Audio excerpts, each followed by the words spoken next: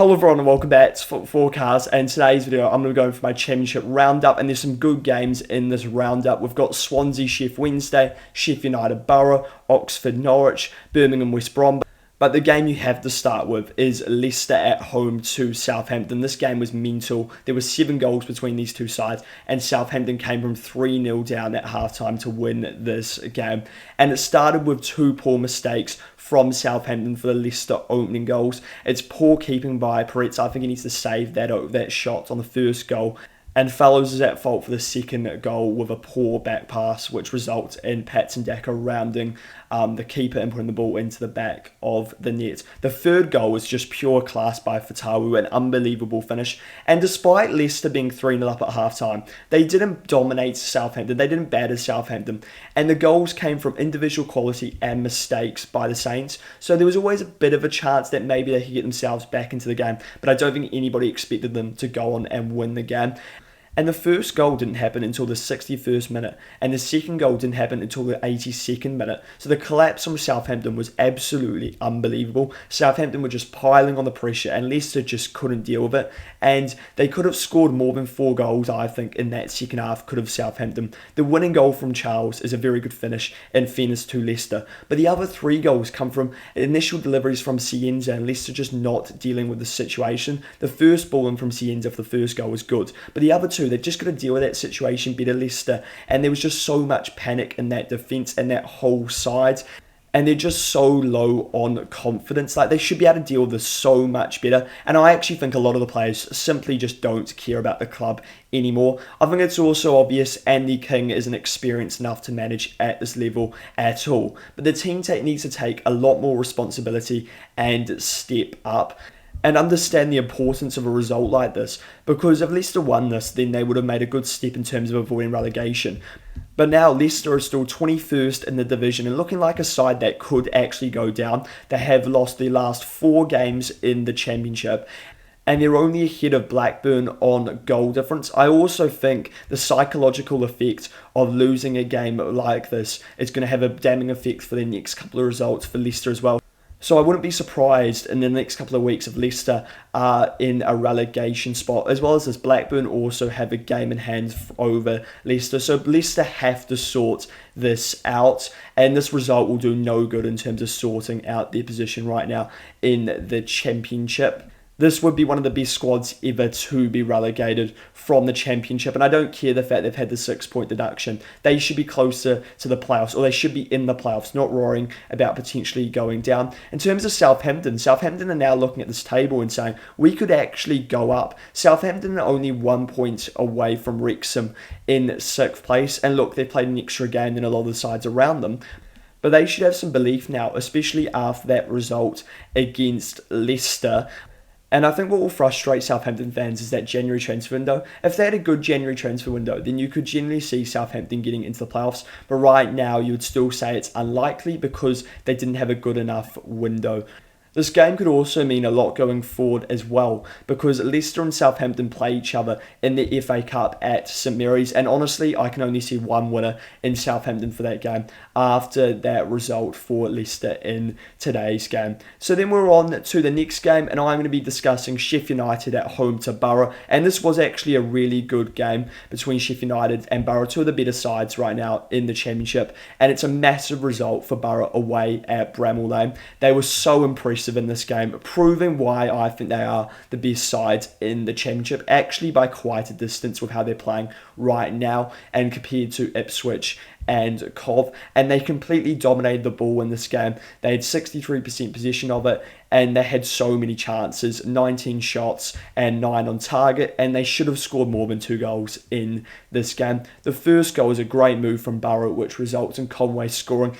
He's playing really well right now, is Tommy Conway, and it's great signs for Borough, because I think that was the only potential problem that some people saw with Borough going up, was that Conway wasn't scoring enough goals. I was never too worried about this because Halbert previously hadn't relied on his number 9 to score the goals, and more players around the number 9, and that seems to be continuing. But he's starting to get into some good goal-scoring form, is Tommy Conway. The second goal was brilliant work from Hackney, which results in him hitting the post off a great strike, and then McGree heads the ball into the back of the net to make it 2-0. Hackney is a top player, and I think he's way better than this level.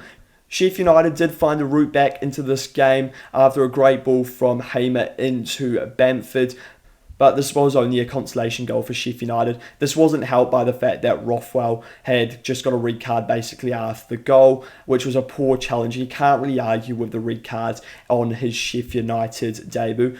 I don't think Sheffield United were actually that bad in this game. I think they were just outclassed at the end of the day by the better side. They did have chances and were unlucky not to score another goal, but Solbrin made some top saves. But at the same time, Borough were also unlucky not to score more goals. And a fairer result for this game could have been a 4-2, maybe a 3-2, that sort of result. I thought Sheffield United's right-hand side once again was dangerous at points in this game, and Hamer looks back to his best, which is a great sign for Sheffield United. It was another really good performance from Gus Hamer. For Borough, I thought this was a complete performance. I thought everyone was playing at a very high level. I thought the defence was excellent. Hackney was outstanding once again, and McGree contributed with a goal and assist. In terms of the table, Sheffield United are 17th place in the Championship. I think they're a lot better than this, but unfortunately for them, I just can't see them going up, and that is because of the start of the season. They're currently 8 points away from playoffs, which isn't too much. It's just the amount of foot traffic between them and the playoffs. It just looks so unlikely that they will manage to squeeze into that top 6. But if they did, I think they'd be a very difficult side to beat. In terms of Borough are now top of the Championship, 2 points clear of Coventry in second place. I do expect them to win the Championship with the momentum they've got right now, and they're just such a good side to watch, Borough. So then we're on to the next game, which is between Oxford and Norwich. And Norwich were very good in this game. They looked revitalised under Clement, playing like a playoff side. And they only had 8 shots compared to Oxford's 7 shots in this game. But the quality of chance was very high. They created 3 big chances. And Mo Torre scored a hat-trick in this game. He's made a great start at Norwich, scoring 4 goals in 2 games. I've actually watched Mo Torre play live for Australia against New Zealand, and he was excellent in that game, tore us apart. The first goal, though, from Oxford, they just have to deal with that long ball better. It's that simple. The second goal was excellent play from Norwich, which we saw all game, and their passing right now from Norwich is just so crisp. The third goal is a poor back pass from Amenku, which resulted in Mo Torre scoring the third goal, and from there it was game over. Oxford had to get the second goal after half-time, and you just simply can't afford to make 2 mistakes that lead to goals, especially when you're fighting relegation and you score on average less than a goal every game. That's so poor from Oxford, and that has to improve, otherwise they're 100% going down. I think they're going down. And the reason why I think they're going down is because where they are right now, they're currently 4 points away from Leicester, who are in 21st place. And I just don't think they have the quality to compete at the end of the day. Looking at Norwich, if Norwich were another sort of couple of points, I would consider them a genuine contender for playoffs. But I think they're quite similar to Sheffield United. And in fact, I think they've just left it a bit too late. But with the run of form they're on right now, there is definitely a chance. And I definitely think they've got a good chance of going up next season, especially if they keep Clement as manager. So then we're on to the next game, which is between Swansea and Sheffield Wednesday. And as we expected, Swansea absolutely battered Wednesday in this game at 4-0. Once again, Wednesday failing to score and registered 0 shots on target. They haven't scored since December. The first goal from Swansea is a great ball in from Josh Tyme, who was excellent all game. Swansea should have scored more goals in the first half, but the goals did come in the second half. Vopomnik scored twice in the second half to extend his lead in the Championship top goal scorer race. The first goal was a powerfully struck free kick past Murphy Cooper, and the second goal was really well taken. The second goal happens because Wednesday's defensive line is poor. One player is 15 yards behind the rest. And maybe it's because Wednesday are pushing to get back into the game, and I also think it's probably because they're tired, but there's still no excuse for that. You can't have a line like that, and it makes it so easy for Swansea to get this third goal. Swansea then made it 4 after another Wednesday mistake. Wednesday collapsed and struggled in that second half, a trend we've seen so far this season, conceding 37 goals so far this season in the second half, compared to 24 in the first half. They just don't have the quality at all, but it's specifically off the bench. They just have a bunch of kids, and that is because of injuries, but also the situation Wednesday are in, which means they can only really turn to academy players. In terms of the table, Wednesday are on -7 points, and they could be relegated this weekend, but more likely you're going to be relegated the following weekend by Sheffield United, which just adds insult to injury for Sheffield Wednesday. In terms of Swansea are looking good right now, and they're only 5 points away from playoffs. I don't really see Swansea pushing into playoffs, but if they can win the next couple of games in a row, then they'll be right around it. So then we're on to the next game and the final game, which was between Birmingham and West Brom, a local derby, an important game for both sides at opposite ends of the table. And this ended in a 0-0 draw, but Birmingham really should have won this game. Birmingham were a threat from set pieces in this game. And Birmingham will feel robbed in this game because Stiles made a clearance off the line, which should have been a penalty because he used his hand, but the referee didn't notice this. And that probably would have been a red card as well for Stiles, using his hand to clear the ball off the line. Charlie Taylor then made an unbelievable clearance off the line for an Osman shot. It's a top clearance, and it keeps West Brom in this game.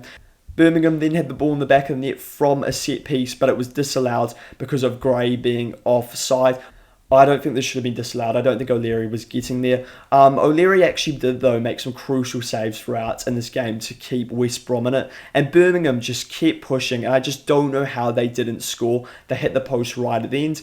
And Birmingham just kept pushing for that winning goal, but they just couldn't find it. They hit the post right at the end, but the luck was with Albion in this game. And you've got to give credit to the Baggies in this game. They held on from massive points. And the defence also deserves massive credit because they kept a clean sheet and made some crucial blocks. I do want to ask a question, though, to West Brom fans or any fans. If they know why Mikey Johnson isn't starting right now, I think it's sort of mental to start a kid in front of Johnson, especially in a game like this.